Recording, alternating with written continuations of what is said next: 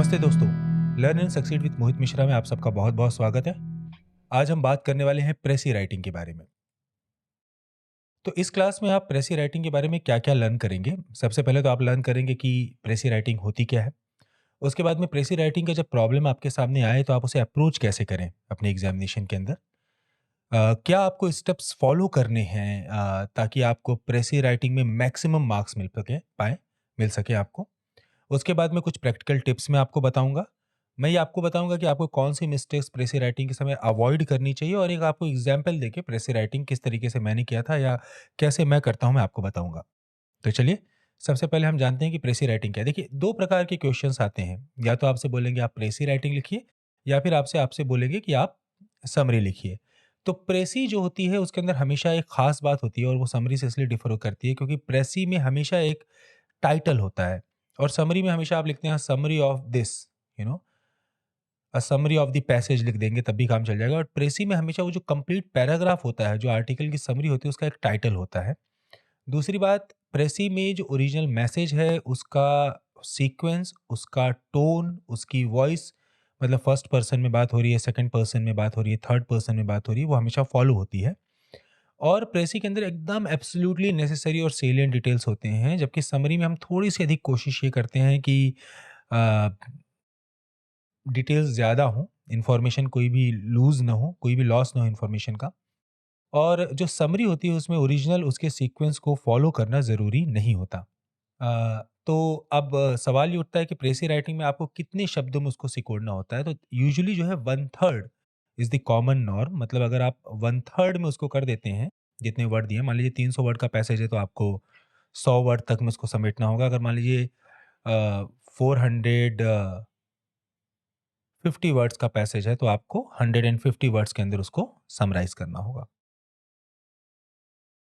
Haryana judicial services के examination में 25 marks आते हैं। एमपी जुडिशियल सर्विसेज के एग्जामिनेशन में, जितना मुझे लास्ट टाइम तक पता था, 20 मार्क्स का समरी राइटिंग आता है।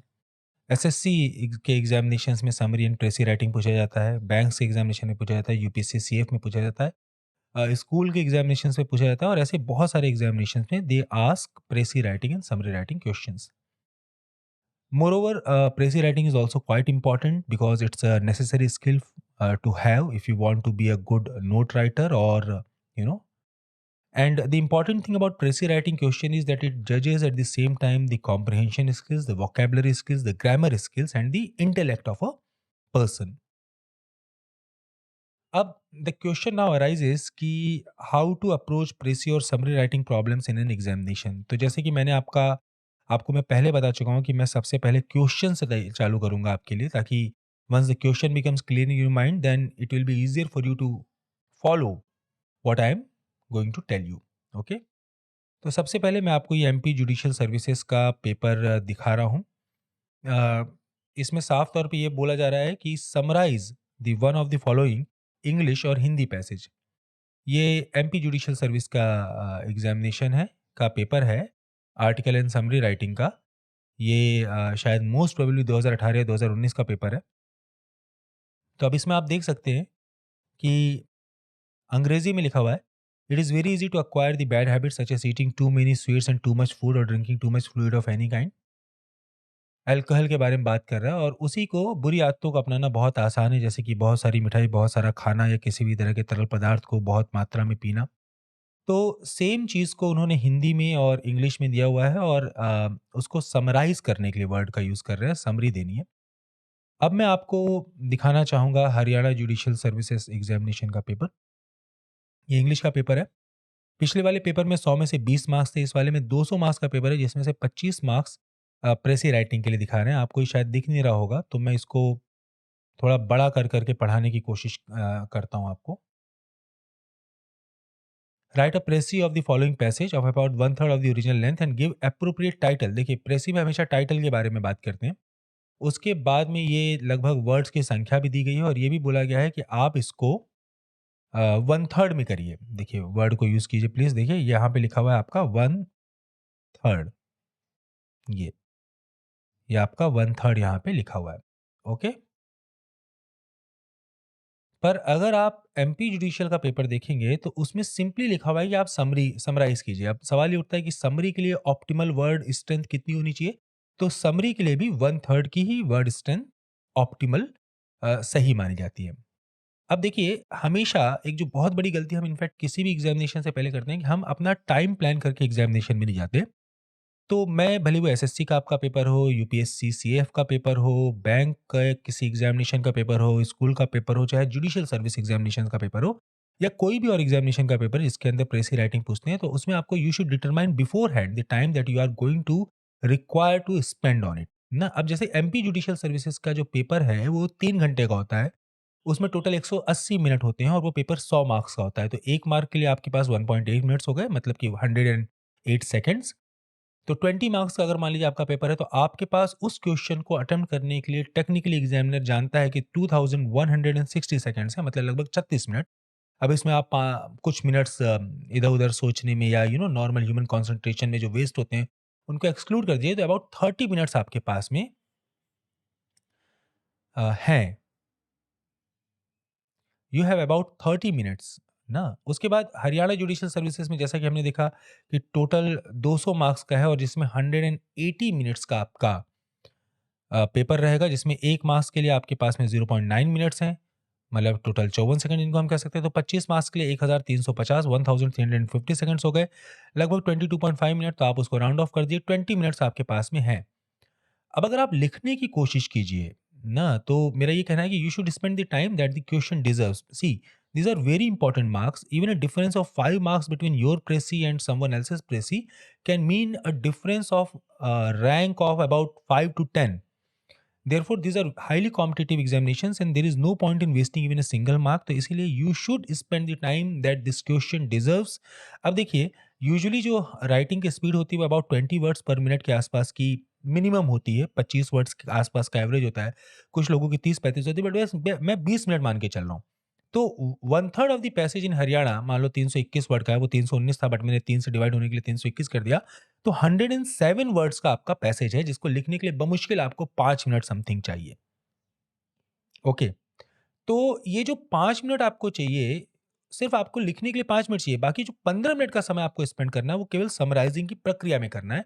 और सिमिलरली अगर आप एमपी में देखेंगे तो 448 वर्ड्स उस पूरे पैसेज में थे, तो 147 वर्ड का आपका लिखना होगा आपको, और जिसको लिखने के लिए आपको बमुश्किल लगभग 7 मिनट के आसपास चाहिए। तो 23 मिनट आपके पास सिर्फ और सिर्फ समराइजिंग की प्रक्रिया के लिए है। ओके, इसको प्लीज लाइटली मत लीजिए। जो मैं अब आपको मेथड बताने वाला हूं उसको बहुत ध्यान से सुनिए, पूरी तन्मयता के साथ सुनिए। अपने कान, आंख खोल लीजिए, कागज कलम अपने पास में रख लीजिए, दिमाग को एकदम चौकन्ना कर लीजिए और तैयार हो जाइए, because the tricks and the method that I am going to show you is going to increase your marks in precis writing. सबसे पहले आपको क्या करना है, सबसे पहले जैसे ही आपको प्रेसी का क्वेश्चन मिलता है, आपको उस पैसेज को एक बार स्लोली पढ़ना है। आगे मैं इस प्रक्रिया को आपको करके भी दिखाऊंगा। जब आपने पढ़ लिया एक बार स्लोली, तो आपको उसका मतलब समझ में आ जाएगा। पूरी कंसंट्रेशन के साथ में पढ़िए। अगर आपको दिमाग में वो चीज़ स्किप हो रही है तो भौं बना के पढ़िए। जब साइकोलॉजिकल स्टडीज़ ने इसे दिखाई है, मैं मज़ाक नहीं कर रहा हूँ, कि जब आप चेहरे को ऐसे करके पढ़ते हैं तो आपका कंसंट्रेशन भी बेटर होता है। Facial expressions affect your emotions and vice versa. उसके बाद में इस बार जब आप सेकंड टाइम पढ़ेंगे तो इस समय आपको सबसे इंपॉर्टेंट आइडियाज़, कि मतलब बेसिकली उसका मेन आइडिया क्या है, उसके वर्ड पे मत जाइए, उसके आइडिया पे जाइए। अपने शब्दों में उसके आइडिया को लिखने की कोशिश कीजिए। उसके आर्ग्यूमेंट्स क्या हैं, what is it that he is trying to argue, और इन आइडियाज को आप अपने वर्ड्स में मार्जिन पे या रफ पेजेस पे या वहीं पे कहीं पे लिख लीजिए। एक बार और पढ़िए। अब ये पहले और दूसरे और तीसरे स्टेप को हम एक साथ भी कर सकते हैं, बट यूजुअली जब शुरुआत करते हैं तो हमको थर्ड टाइम उसको पढ़ना चाहिए। इस समय जितनी भी सिमिलीज हैं, सिमिलीज का मतलब ये हो गया कि जो हम कहते हैं जैसे उपमा देना ना, कि कोई इतना सुंदर है जैसे फूल सरीखा ना, लोहे लोहे के जैसे जिगर वाला, a person of iron will. जो अननेसेसरी के एडजेक्टिव्स हैं, जो अननेसेसरी की सिमिलीज हैं, जो अननेसेसरी के मेटाफर्स हैं ना, कि रूपक जिसको हम कहते हैं। मेटाफर्स का मतलब ये हो गया कि किसी व्यक्ति को किसी चीज के नाम से ही बुला देना, कि वो जाबाज शेर आगे बढ़कर दुश्मन के सामने आया। तो यहाँ पे हम मान लीजिए महाराणा प्रताप के लिए शेर शब्द का यूज कर रहे हैं, तो इसको हम रूपक कहते हैं, मेटाफर कहते हैं। कोई भी अननेसेसरी डिटेल्स उनको काट दीजिए, रेपिटेटिव एग्जाम्पल्स को काट दीजिए, उन सेंटेंसेस को मार्क कीजिए जिनको 2 सेंटेंसेस को आप 1 लिख सकते हैं। तो अब आपके पास में आपके आइडियाज़ तैयार हो गए, आपकी वो चीज़ें तैयार हो गई जिनको आप सीधे-सीधे काट सकते हैं। जो सेंटेंसेस आपके पैसिव वॉइस में हैं, उनको आप एक्टिव वॉइस में क कन्वर्ट कर सकते हैं, तो उनको आप मार्क कर लीजिए। जहाँ पे कई सारे वर्ड्स वाले कुछ चीज़ें लिखी हुई हैं जिनके लिए आप एक वर्ड का उपयोग कर सकते हो। You have a shorter word for the entire expression, उसको आप मार्क कर लीजिए। ओके? तो आई होप ये चीज़ आपको समझ में आए। उसके बाद आपके लिए बहुत ज़रूरी है कि सीधे फेयर में प्रेसी लिखना मत चालू कीजिएगा। ये सबसे बड़ी गलती है जो बच्चे करते हैं। आपको प्रेसी पहले रफ़ में लिखनी है और उसके बाद ही आपको उसको फेयर में डालना है। उसके बाद जब एक बार आपका रफ़ तैयार हो जाए तो फिर से पैसेज को देखिए, अपने रफ़ को देखिए, रफ़ के वर्ड्स को काउंट कीजिए और उसमें नेसेसरी चेंजेस करिए। अगर ज़्यादा वर्ड हो रहे हो तो फिर उनको कहीं पे सेंटेंस को, एक्सप्रेशन को और प्रिसाइज़ और कंसाइज़ करने की कोशिश कीजिए। अगर कम वर्ड हो रहे हो तो आप देखिए, अगर बढ़ा सकते हैं तो ठीक है, नहीं तो वैसा ही रहने दीजिए, बहुत ज़्यादा कम नहीं होने चाहिए। अबाउट अबाउट 10 टू 20% अगर लेस हैं और आपने सारी इंपॉर्टेंट बातों को कवर कर दिया है तो इट विल बी फाइन। उसके बाद में आप देखिए कहीं कोई इंपॉर्टेंट चीज़ या डिटेल आपसे तो नहीं छूट गई है, उसको आप ऐड कर दीजिए। तो हमारे स्टेप क्या है? पहली बार पढ़िए मतलब समझने के लिए, दूसरी बार आइडिया लिखने के लिए कि उसके मेन आइडियाज़ को समराइज़ करना, साइड में लिख लेना, तीसरी बार सारे अननेसेसरी वर्ड्स को काटना या जो हमको समझ में नहीं आ रहा है, जहाँ पे हम मल्टीपल वर्ड्स के लिए, मल्टीपल एक्सप्रेशंस के लिए, जहाँ पे एक पूरी एक्सप्रेशन के लिए हम एक सिंगल वर्ड यूज़ कर सकते हैं, उस चीज़ को अंडरलाइन करना, जिन सेंटेंसेस को हम जॉइन कर सकते हैं, कंबाइन कर सकते हैं, उनको अंडरलाइन करना, जहाँ पे पैसिव वॉइस है उसको अंडरलाइन करना, इन चीज़ों को हमको मार्क कर लेना चाहिए और उससे हमें समझ में आ जाएगा हमें क्या काटना है। उसके बाद फाइनल आपका है, प्रेसी और समरी को बड़े अच्छे से लिख दीजिए और उसके बाद जब सब हो जाए तो आप टाइटल के लिए स्पेस छोड़ के लिखेंगे। टाइटल लास्ट में लिखना चाहिए।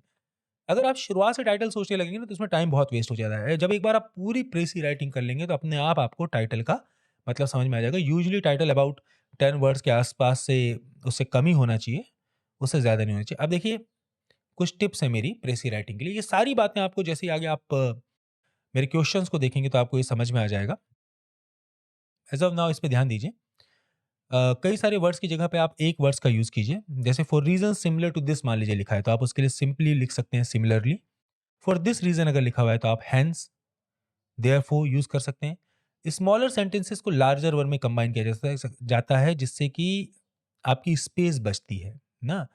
जैसे Ram is a fast runner ना, Ram is very intelligent and Ram is also strong. तो उसमें आप एक साथ लिख सकते हैं Ram is strong, very intelligent and a fast runner. तो सेंटेंस को आपने कंबाइन कर दिया तो उससे आपकी स्पेस बचती है। वही जो मैंने एग्जांपल बताया, अगर बहुत सारे एग्जांपल दिए तो उसको एक सेंटेंस में हम लिख सकते हैं। और एक्टिव वॉइस का यूज़ कीजिए। एक्टिव वॉइस का यूज़ करना बहुत इंपॉर्टेंट है। होता क्या है कि जब आप पैसिव वॉइस को this work was done by me, I did this work, तो हमेशा active voice is going to take lesser number of words and it is more precise, it is more engaging. So we should try to use active voice. It does not mean that you should always, there may be situation when you want to use or you have to use passive voice, but words कम करने का एक तरीका है active voice को use करना। अब कौन कौन सी मिस्टेक्स नहीं करनी चाहिए प्रेसी राइटिंग में? बिना रफ में लिखे फेयर में लिखना चालू मत कीजिए, बड़ी गलती है वो।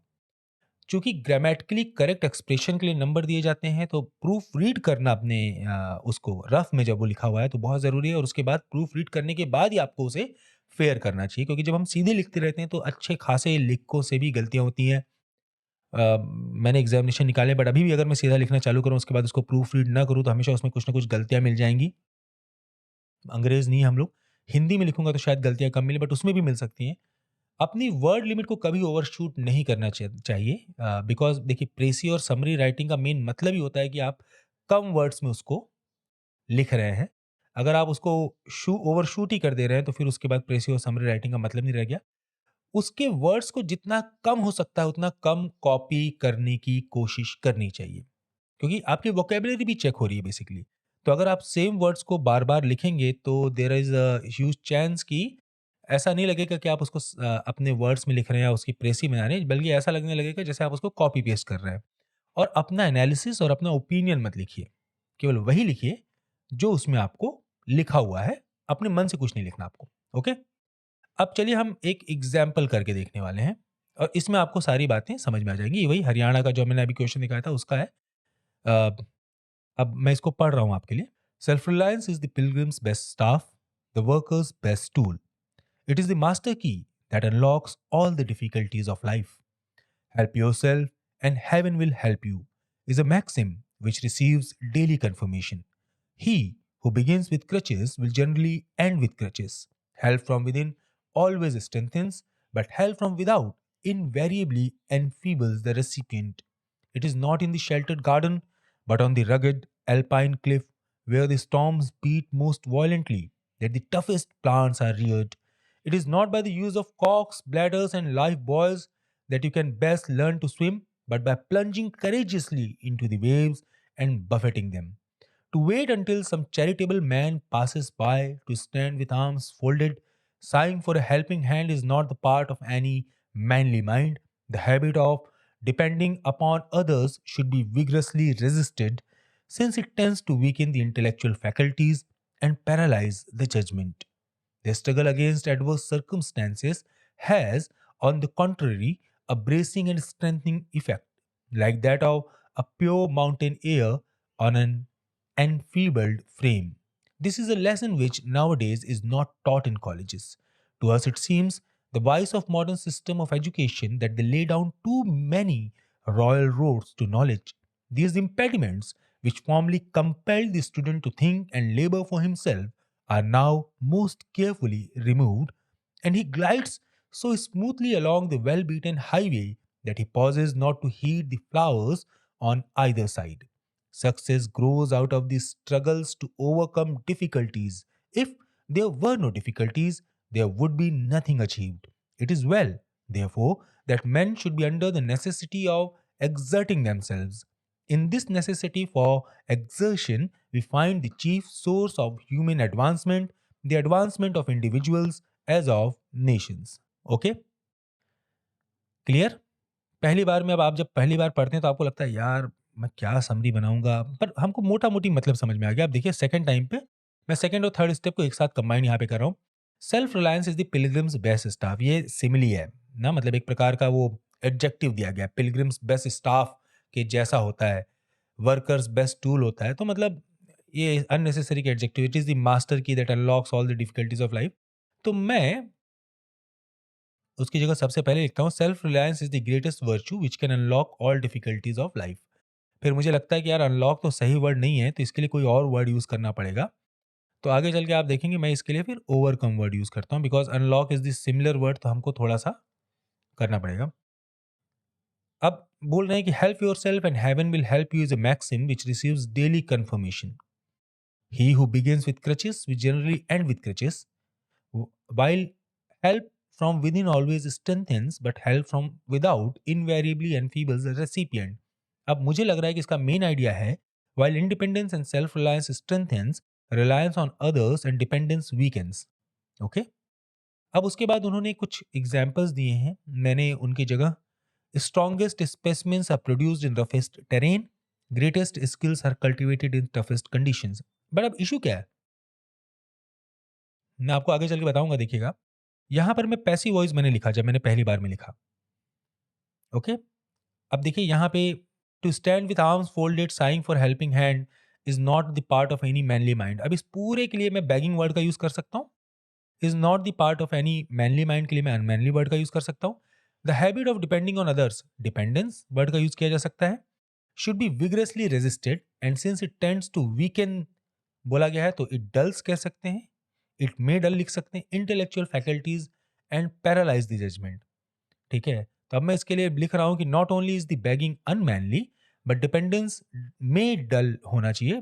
मे डल लिख सकते हैं हम लोग यहाँ पे, may dull the intellect and paralyse the judgement. Okay, paralyse के लिए मुझे कोई और वर्ड यूज करना चाहिए, तो मैं सोचूंगा कि मेरे दिमाग में अगर आ गया तो मैं यूज करूंगा the struggle against adverse circumstances has on the contrary. जब वहां पे तो अब इस पूरे एक्सप्रेशन के लिए मैं वर्ड यूज कर सकता हूँ adversities. Okay, has a bracing and strengthening effect, इसके लिए मैं सिंपली लिख सकता हूँ एडवर्सिटीज स्ट्रेंथन। खत्म। This is a lesson which now days is not taught in the colleges. अब इन सब के लिए इनको मैं कंबाइन करके दो सेंटेंसेस में लिख सकता हूँ। फिर से सुनिए कि rather than teaching the importance of struggle, modern education makes learning way too easy. Without difficulties that provoke thought, uh, education has become a smooth sailing where important details are lost. Flowers को नहीं देख पाता वो जो बोल रहा है वो सिमिलीज और वो था उनको हटाना है हमको उसकी जगह इंपॉर्टेंट डिटेल्स आर लॉस्ट। अब देखिए यहाँ पे सिमिलर थीम वाले two sentences successes grow out of the struggles to overcome difficulties if there were no difficulties there would be nothing achieved. तो मैं वहां पे लिख सकता हूँ without struggle there is no success, without impediments difficulties का synonym there is no achievement. Simple. It is well therefore that man, अब it is well लिखने की कोई जरूरत नहीं है, देयरफॉर सीधे लिखा जा सकता है। Hence man must exert themselves as the need to exert ourselves is driving force behind advancement of humans, both individuals and nations ना। तो ये मेरा मोटा मोटी हो गया। अब जब मैं इसको काउंट करता हूँ तो मुझे पता चलता है 114 वर्ड्स हैं, जबकि उसकी जगह केवल मेरे पास में होने चाहिए 106 वर्ड्स अधिकतम। तो अब जैसा कि मैंने आपको बताया था कि मैं यहाँ पे ऊपर पैसिव वॉइस का यूज कर रहा हूँ, तो अगर मैं सिंपली वहां पे लिख दूं roughest terrains produce strongest specimen, दो वर्ड्स मेरे वहां बच जाएंगे आर और in. Similarly toughest conditions cultivate greatest skills, तो दो मेरे वहां बच जाएंगे, तो चार वर्ड तो मैंने वहां पे बचा लिए। जैसे ही मैंने चार वर्ड बचाए तो मेरे टोटल वर्ड हो गए 110। अब मेरे पास में मुझे चार वर्ड और कम करने हैं। तो मैं यहाँ नीचे से कम करनी, hence man must exert themselves as need to exert ourselves is driving force ना। तो मैं अगर इसमें as the need to exert ourselves is the driving force behind advancement of humans, man must exert themselves कर दूं, तो वहां पर हैंस वर्ड मेरा चला जाएगा बिकॉज मैंने उसको इंट्रोडक्टरी क्लॉज बना दिया, तो उससे मेरा एक वर्ड और कम हो जाएगा। और बाकी अब चलिए लिख के देखते हैं। तो चलिए अब मैं पहले रफ में लिख रहा हूँ। Self reliance is the best virtue one can cultivate to overcome all the difficulties in life, while independence strengthens dependence weakens. अब देखिए जो मैंने ऊपर लिखा था roughest terrains produce strongest specimens लिखना है मुझको।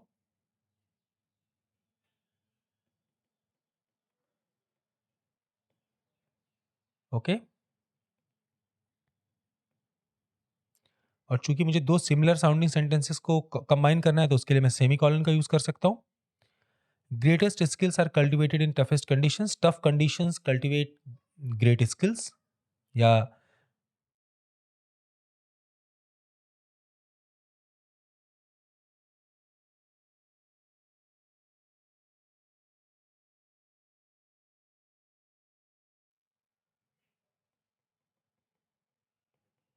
कल्टिवेट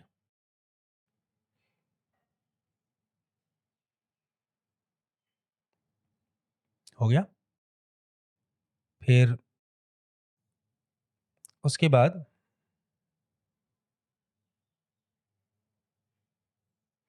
सीधे यहां पे आता हूं। Not only is the begging unmanly but the dependence may dull the intellect. अब यहां पे नॉट ओनली इन बट में मेरे वर्ड यूज हो रहे हैं ना, तो not only is the begging unmanly की जगह मैं लिख सकता हूं begging for help is unmanly, comma, and dependence may dull the intellect and judgment। मैं पैरालाइज वर्ड को हटा ही दे रहा हूँ, अपने वर्ड बचाना भी मेरे दिमाग में एक इम्पॉर्टेंट कंडीशन है। फिर देखिए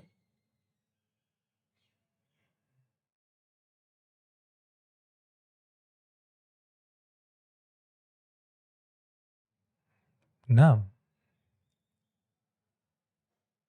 या फिर मैं इसको और भी अच्छे से कर सकता हूँ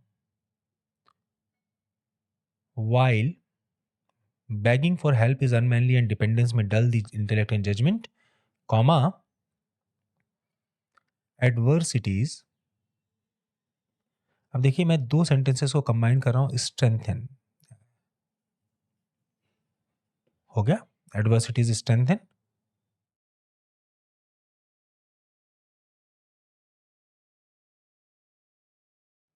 तो पहले मेरे यहाँ से लेके नीचे तक जो टोटल नंबर ऑफ वर्ड्स थे वो थे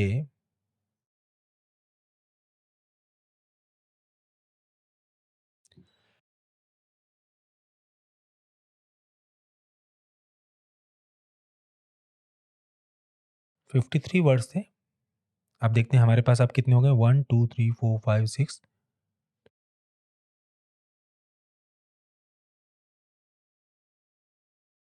45। तो 7 वर्ड्स तो हमने यहीं पे कम कर लिए, तो मतलब अब हमारा जो पैसेज है इसको इसी तरीके से अब आगे लिखेंगे तो वर्ड लिमिट के अंदर आ जाएगा। ठीक है, चलिए जल्दी जल्दी कर देता हूँ, इसको फास्ट फॉरवर्ड कर दूंगा इस वाले वीडियो के अंदर।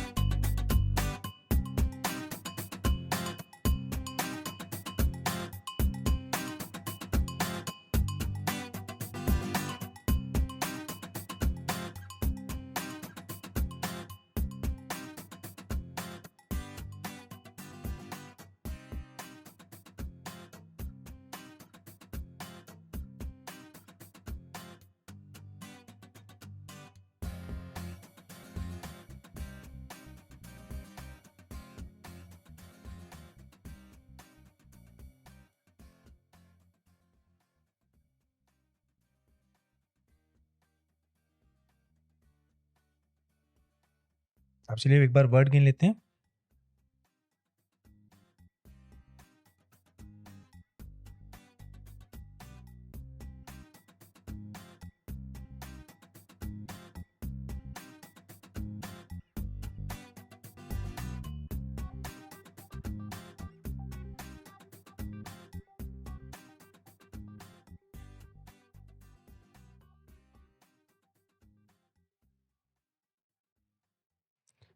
मेरा ये 109 हो रहा है। तो अब मैं क्या करूँगा कि ऑफ द पाथ जो ये ऊपर वाला वर्ड है उसको हटा दूँगा। वेयर डिटेल्स आर लॉस्ट लिख दूँगा, बिकॉज़ मुझे किसी भी तरीके से इसको 106 के अंदर रखना है। तो मैं उसके बिना अब इसको लिख दूँगा और इसी तरीके से मेरा 106 का जो टारगेट है वो पूरा हो जाएगा। तो ये था हमारा प्रेसी राइटिंग का लेसन। उम्मीद है कि आपको ये प्रेसी राइटिंग का लेसन में मज़ा आया होगा। आपने कुछ बहुत इंपॉर्टेंट ज़रूर सीखा होगा। मैंने जानबूझकर देखिए ये आपके लिए पैसेज चुना हुआ है ताकि आपको ये समझ में आए कि जो आप स्ट्रगल कर रहे हैं, जिससे आपको परेशानी हो रही है, अगर पढ़ाई में आपको दिक्कतें हो रही है तो इसका मतलब ये है कि आप वास्तविकता में पढ़ाई कर रहे हैं। तो इस उम्मीद के साथ कि आप मेरे इस लेसन को दोबारा अच्छे से फॉलो करेंगे। एक बार दोबारा इस पूरे वीडियो को ज़रूर देखिएगा ताकि आपके दिमाग में पूरे कॉन्सेप्ट्स अच्छे से बैठ जाएँ। इस उम्मीद के साथ कि आप मेरी बातों को दोबारा ज़रूर सुनेंगे। मैं यहीं पर अपनी बातों को फिर से विराम देता हूँ। Thank you so much. पढ़ते रहिए, मेहनत करते रहिए। मेरा आशीर्वाद और मेरी शुभकामनाएँ आपके साथ हैं। एक बार बस अपनी कृतज्ञता दिखाने के लिए, ये बताने के लिए कि आपने मेरी बातों से कुछ समझा है, एक कमेंट, लाइक कर दीजिए, तो उससे मुझे ये पता चलता रहेगा कि मेरे प्रयासों से आपको कोई फ़ायदा हो रहा है। Thank you so much. छोड़ दो।